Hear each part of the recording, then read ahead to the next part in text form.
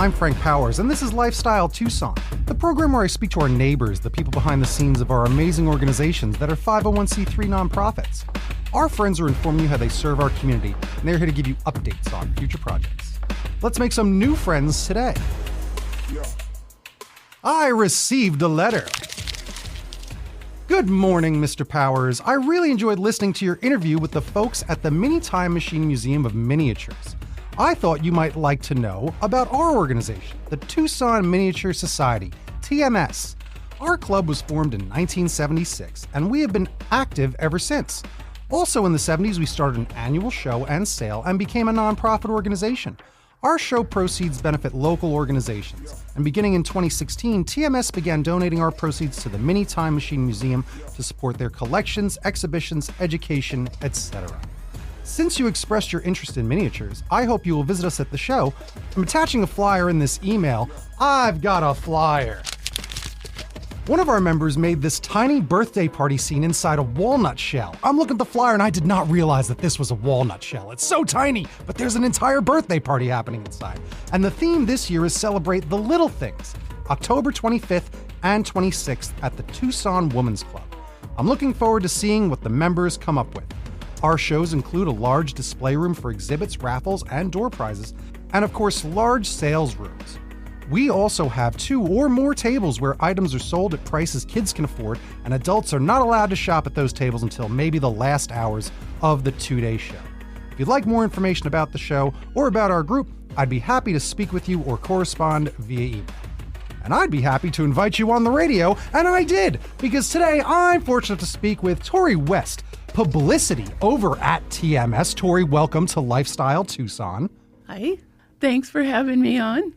Also, she brought friends. We've got Adrian Eichenberger, member of the show and vendor this year. Adrian, welcome to Lifestyle Tucson. Thank you. Good morning. Good morning. And we've also got Ray Mendonca, president of the Tucson Miniature Society. Welcome, Mr. President. Thanks for joining me here today. Thanks, Frank, for having us. It's a good time that you're here because I was very excited. You heard about my episode from the Tucson Miniature Museum, and it really was such a big deal to me, or a tiny deal, but a tiny big deal, because I do love this stuff. You heard how much I was nerding out about it, and you can hear how excited I am now to be talking about this with you folks, because what a great hobby. What a great time. If anyone wants to listen to that episode with the Mini Time Machine Museum of Miniatures, you can anytime on demand over on the Lifestyle Tucson page on YouTube or Apple Podcasts, Spotify, all the places that great radio shows turn into podcasts. But we talked about their new Ray Harryhausen exhibit, which is up and running now at the airing of this show. You can go check it out. And we talked all about what they do down there because they love miniatures. And the fact that we have an amazing club here that supports that organization is just really fun and something I just want to get involved with. But I've been going on and on. Why don't you tell me a little bit of the 101 of what the Tucson Miniature Society is all about? Well, it's mostly all about us having fun and learning from each other. Most of us have different styles. We work in different scales. I would say the majority of our members work in 1/12 scale, but we have some members that make things in quarter scale and all different sizes. And to show off our stuff and to have a sale for the community, we do this show once a year. How many years has the show been going? Almost 50, I think. Whoa. I believe it actually started in 1977. Oh, so almost coming up on that 50, Yeah. but it's been going a long time. Yes, it has. We started somebody just had it in their garage, and then we've had it at the Women's Club for quite a while. It's a really nice venue because we do have room for those displays and also the sales room, and it just works out really well for us. It's a large building. So. Yeah. That's nice that they host it. How they've been hosting it for a good chunk of years now? Yes, they have. That's great. We got to thank them for doing that. Maybe I should have that organization on. Are they a nonprofit organization? The Women's Club? I'm not sure. I'm not sure. We'll have to find out. Maybe they just get to come on regardless, helping out all these ladies, but also helping out all of our fans of miniatures annually. So why don't we talk a little bit about what is coming up and get all the details, but also I want to go around the room and find out a little bit from our president right now. Why don't you tell me about the organization and like what it means to you and how long you've been involved? In fact, how long have you been president of this great organization. Sounds great. Well, I have been president for the last year. I was vice president for the 2 years prior. I've been building miniatures myself since, I think since around 1980. So the last 45 years. As Tori said, it's a really great opportunity when you're in a club to network and get ideas from other people. The community of people who make miniatures are very generous. Generous with their time, but also with their ideas and with their talent. And I think maybe in some arenas you wouldn't find that flexibility, and you wouldn't find people be so willing to share their technique and their discoveries. But that happens all the time. For example, working a project, and you say, you know what, I've got this scene that I built, but I don't know how to electrify it. I don't know how to make a special effect. I don't know how to make it brighter or add sound to it or something fairly advanced. Believe me, Tori being at the top of that list, we've got a bunch of people who do that type of work. Other members of our club maybe just started out as collectors and not necessarily building miniatures, so they've eased into the hobby. But it's a great venue and forum to share those ideas. Yeah, it's a unique hobby. And very much. It's a crafting hobby, and I think that when it comes to crafts and arts and crafts, crafters love sharing crafts. That's the idea too. And finding fellow crafters and other people that are makers, which was like a term that I haven't heard as much lately, but you heard, 10 years ago, the term I'm a maker, being a maker was like a thing, right? And that's a lot of what this is. So getting together with friends and doing art is always fun. Art can be a very solitary style hobby. I myself being a cartoonist and an illustrator, it's a lot of time alone, where it's different than when you go somewhere and maybe have a life drawing class, or go somewhere and do like paint together in a group, like even a paint night, where it's a different, unique experience, and it's a fun bonding experience. But it is just such a unique hobby that I think attracts a unique personality type. And I'm certainly surrounded by some unique personality types right here for sure, right? I think the biggest personality, friendly, seems to be the thing. Sure. Because really, I love the hobby. I think it's so fun. It's fun to talk about it with you here. And really, it was fun to talk about it with the Mini Time Machine Museum and learn all about it, how long it's been going on. And we even talked about the ebbs and flows of the hobby and how like miniatures are having like a moment, they'll say right now. And they definitely are, even mainstream, with those mini brands everywhere. Kids are collecting all these different types of, you've mixed the surprise packaging stuff, right? The blind boxing with the miniature world. And it's just so fun. And it really is. It's just so fun.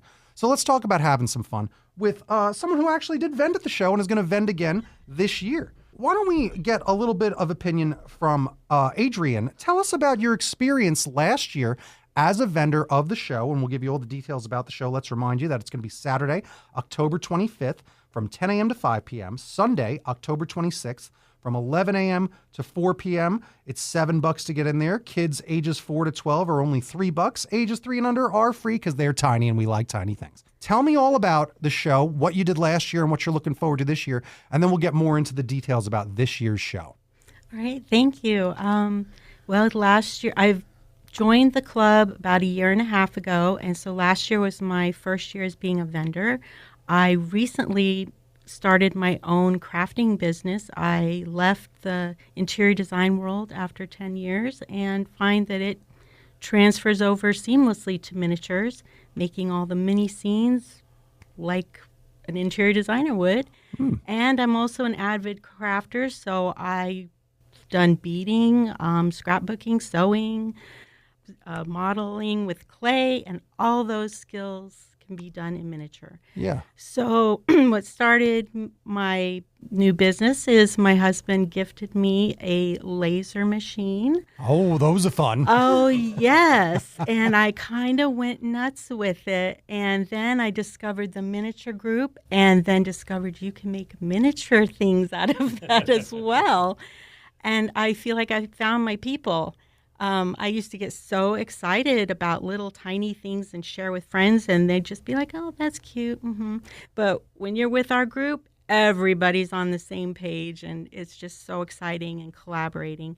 So at my first show, I had less than what would fill one table full and sold out of almost everything. I couldn't believe it. I was not prepared for that. Wow. And so I've spent a lot of time this past in between. I have enough probably to fill 2 tables full. Wow. So I'm very excited. I've expanded my assortment of things from people's suggestions. Oh, do you make little cutting boards? And I started engraving little cutting boards and doormats, and I've done custom work for people that want a certain saying.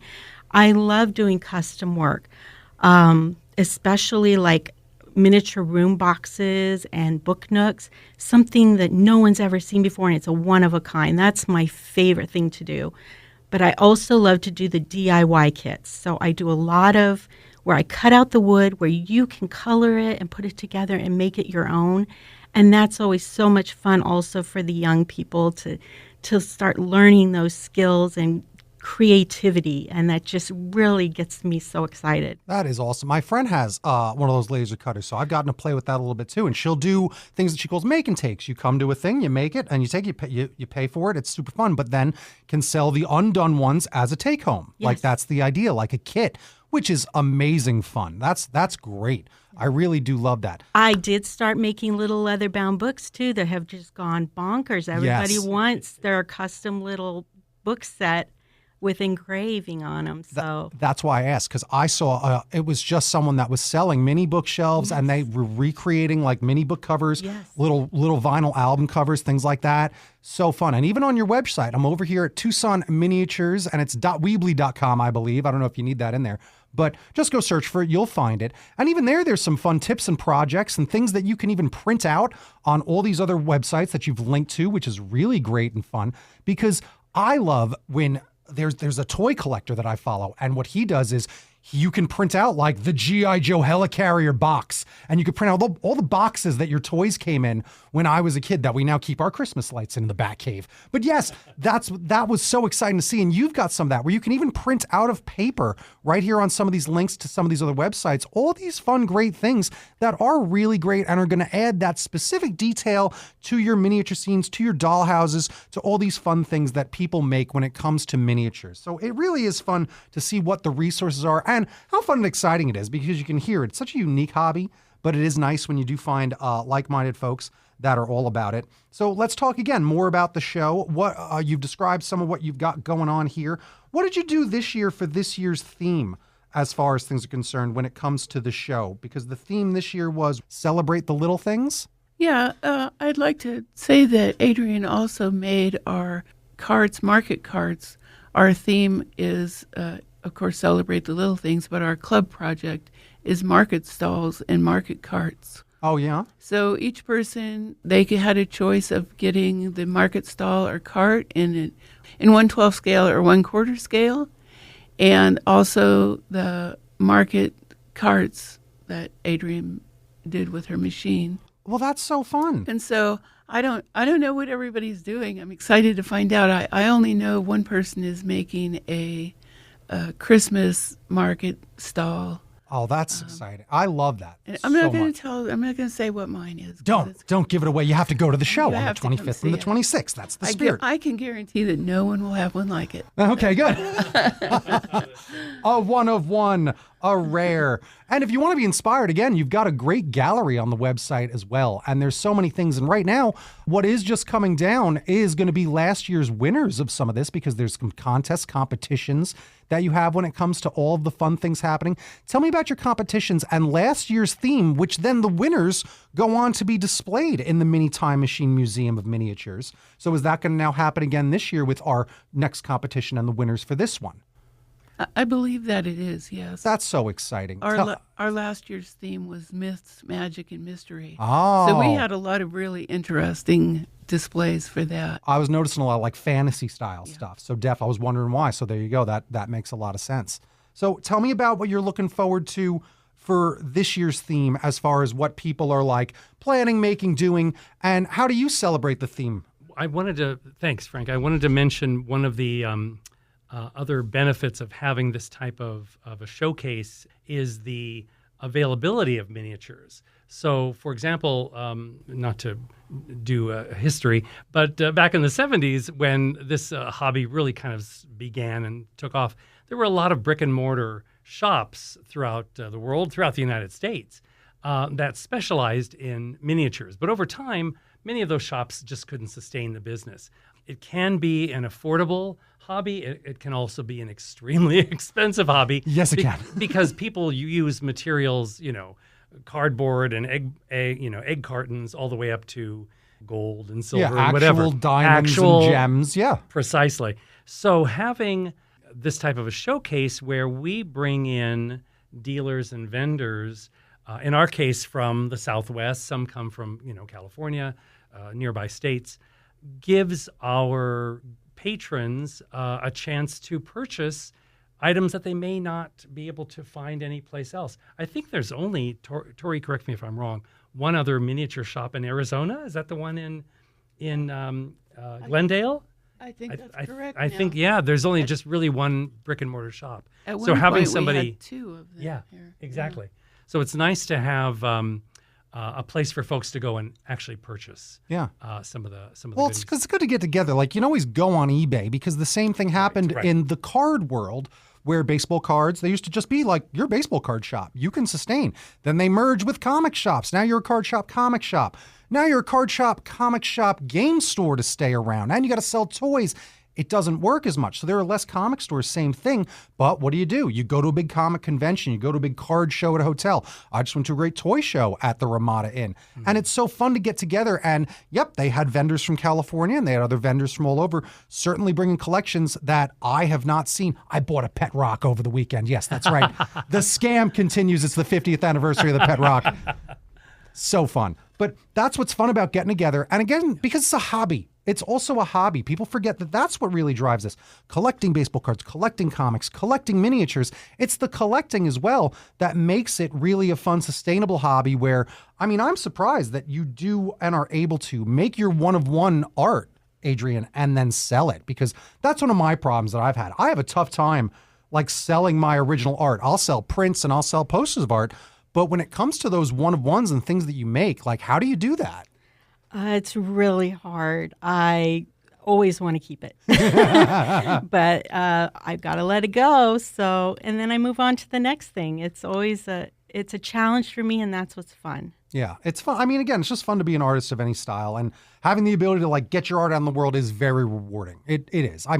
Truly. So doing this, because again, it's such a fun thing. Do people then send you those photos or send you their look where I put it and here it is, I've added it to my display? Yes. I have had people give me feedback, or I made a custom one-of-a-kind room box for a young man that picked up my card at a show one day. He wanted to surprise his girlfriend with a Harry Potter themed room box. Nice. And I stuffed little tidbits and iconic things from all the Harry Potter movies. So it was almost like a hide and seek within the room. He said when he gave it to her, she just stared at for half an hour, just trying to locate all the little tiny things. He said it was just over the top amazing and just so happy. So that really made it worth it. That's what a lot of these things can feel like, and what some people base them on, like the I Spy books, where it is really cramming it full of as much of almost a theme, but you have Easter eggs in it. Not literal Easter eggs, the term like we know in movies, little secrets, little fun things that if you get it and you're connecting a dot, there's a joke in there, and that's what's really fun. So I do love all this so much. Let's just remind everybody that the Women's Club that they're celebrating this at is at 6245 East Bellevue Street in Tucson, Saturday, October 25th, Sunday, October 26th. General admission is $7. There's going to be door prizes. There's going to be displays, raffles. There's that kids' sale table that I talked about, which I love that you're doing that. That's a brilliant thing to have the kids' table that adults aren't allowed to buy from. I think that that's just brilliant. So now let me get people more involved with your club, because we only got about 10 minutes left. So if people want to join the club, what do they got to do to become a part of it? Pretty simple. They basically reach out to us and they find out about us either on our website, on Facebook. We have advertisements at the Mini Time Machine Museum. All of us have our phone numbers and email addresses, and many of us have been members for years. So invariably, somebody will contact one of us and say, hey, I heard you have this club in town, and what do you do? And whoever responds, myself, Tori, we give them a little sort of breakdown of what the club, how often we meet, what our activities are. This year, for example, we had a white elephant sale where we sort of sell all of our stash to each other. Nice. Yeah, a lot of fun. And we had a couple of field trips, touring museums. And so we give them feedback and welcome them to join us at one of our monthly club meetings. And most of the time we find out that those people say, yes, you're my community and my people, and I really want to get more involved with you. We try to make it a business meeting for a very short period of time and then followed by a project. Oh, cool. So we all try to do something physical and take something away after every meal, after every meeting, and that it does include a meal, if I just said that. We also bring a lot of snacks, so we feed each other. Hey, what a good time. So you can reach out at TucsonMiniatures@gmail.com. You can also go find their Facebook at facebook.com/TucsonMiniatures. Go give them a like, get involved, send a message that you know that you have somewhere to go when it comes to making miniatures and having a good time. We also have a membership brochure that you can download on our website. Okay. Again, TucsonMiniatures.weebly.com. Go look for it. There's a lot of resources on the website. When it's the tips and projects, you got the show and sale. That's all the info about what's going on. The gallery, as I was talking about, is super great and very inspirational. You can go right to the club news and events, and there's tons of stuff there, including the archives. So well done. There's really a lot to see and check out at the whole thing, especially just the pictures and the gallery, but you really have a lot of directions on how to make stuff on your own and a lot of suggestions for all these great fun things to do on the website. So go check it out, Tucson Miniatures. And let me ask any other fun questions that there are, because we've got a few minutes left. Are there membership dues or fees, or how does it work to become a member? Anything like that?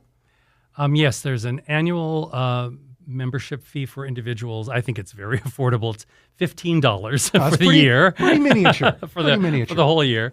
And that's for an individual. For family membership, it's $20 for the year. And as I said, we meet monthly. We have our snacks, our business meeting, and then a project. So I think members get quite a bit from the club membership, as well as connecting to people who are nationally and internationally recognized in the field. One of those people is Tori, right here. Amazing. People know her as a member of IGMA, which is the International Guild of Miniature Artisans. Oh, wow. And so she has attained accreditation with the areas of miniatures that she specializes in. Tori, I'm sorry, I didn't mean to put you on the spot. She's not on the. You're all so too polite. Ridiculous group. You hear how nice everybody is? They're like, Tori, I didn't want to compliment you that much and talk about how great you are. I apologize. But yes, and Tori's downplaying all of the stuff she does because people are so kind. And let me shine a spotlight on all of you, because you can tell I'm freaking out like you're all big celebrities, okay? Especially like you. That when you're selling your stuff, you must have fans now at this point. Do you have like a fans, Adrian? Because I'm willing to bet some people want to come back and buy stuff again from you. I have had repeat customers or pop-up email, hey, by the way, can you make me 20 more of custom of this or that? But I sure could use more fans. That's the spirit. All right, so let me ask you now, very personal question. This is a real thinker. Of your entire collection, what is your favorite thing that you have that's very miniature? My favorite thing is one of the animated miniatures that my husband and I made. It's a witch. It's called Love Potion number 999. She's after her guy, and she's stirring up her potion. So there's a lot of movement in it, but it's just fun. You know, I did the frame all around. It has like potion things, and there's a cat there who she's not paying attention to anything other than stirring her cauldron and staring at the picture of who she wants. And there's a cat in the room with her, and he blinks his eyes and he moves his tail, and then a rat runs across the room and he follows it. She doesn't even she doesn't notice anything. She just it was so much fun to make.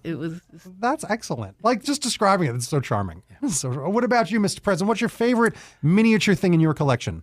So I had years ago purchased a small pewter poodle and just a plain, three-dimensional little thing.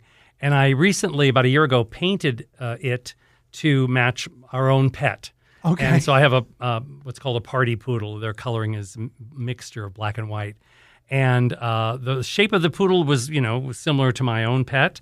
And I've never done anything like this before, but I did it. I think it came out pretty good. I was very pleased. So this is now my favorite miniature. That's amazing. Well, since I'm kind of new in the miniature world, I've always adored miniatures. Even as a child, we would make doll houses out of old boxes and old wallpaper, sample books and such. So far, my favorite thing I've made is a reclaimed whiskey box I found at Goodwill for $3. And I turned it into a little gentleman's library from British colonial times and did the whole bookshelf with books and whiskey decanter and the button-tufted leather chair that I watched a tutorial on how to do, and lit it with fairy lights, which I didn't know how to do very well, but it turned out. And I taught myself how to needle felt for a little zebra print rug on the floor. And then I made a monkey lamp, which is my most favorite thing I've made. I carved it out of walnut wood and lit it through the tail into a little bead cap that looks like a tulip flower lampshade. And it sits on the little table next to the gentleman's chair.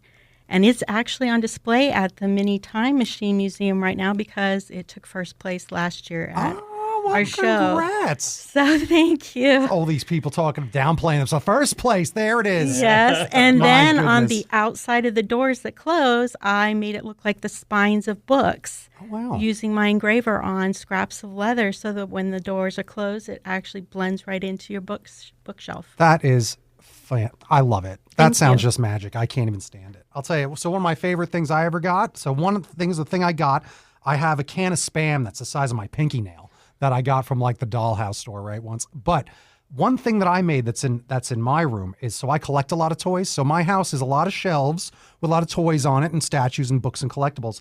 And then I made a small action figure of me. It's Peter Parker from the Spider-Man movie. And then I made tiny shelves, and on those tiny shelves I even have like tiny Castle Grayskull and the tiny versions of some of the things in my house where I've recreated my room, but then on that shelf is a tinier shelf with tinier things, like as if that guy is doing the same thing. So it becomes very Inception. It's very wild. It gets very tiny. That's great. It was so fun talking to you all. I gotta say, thank you so much for joining me today. Thank you. Yes, Thank because you. today we made friends with Tori West, publicity over at the Tucson Miniature Society, Adrian Eichenberger, member and show vendor this year, and she won first place last year, and Ray Mendonca, president of the Tucson Miniature Society. Celebrate the little things this October 25th and 26th. Let me again just say thank you all so much for joining me today. Thank Thank you. This was Lifestyle Tucson. Bing bong bing, time for a recap, a big conversation about tiny things. I love it. And hopefully you enjoyed that as well. And if you're not convinced, why don't you go see for yourself next weekend at the Tucson Women's Club, 6245 East Bellevue Street here in Tucson. Saturday, October 25th, 2025 from 10 a.m. to 5 p.m. Sunday, October 26th from 11 a.m. till 4 p.m. General admission is $7. Kids ages 4 to 12 are $3, and ages 3 and under are super tiny, so it's super cheap and free. There's door prizes, there's displays, there's raffles. And remember, admission is going to go toward the Mini Time Machine Museum of Miniatures. So that ticket price is really helping out this cause and this hobby. It's great to get involved and to get together with friends. Because I want to thank our new friends at the Tucson Miniature Society for joining me today. You've been listening to Lifestyle Tucson. If you're a nonprofit that would like to be on the show, email lifestyletucson@gmail.com, just like they did. See, it works. For more information about this program or to listen to something you may have missed, go to the Sunday Mornings page on klpx.com, kfma.com, mixfm.com, or espntucson.com. You can also subscribe on iTunes and Spotify or wherever fine podcasts are, really tiny but growing all the time. Follow on Facebook, YouTube, and Instagram at Lifestyle Tucson, because I'm your BFF, your best Frank forever, Frank Powers. And toot toot Tucson, I love you the most.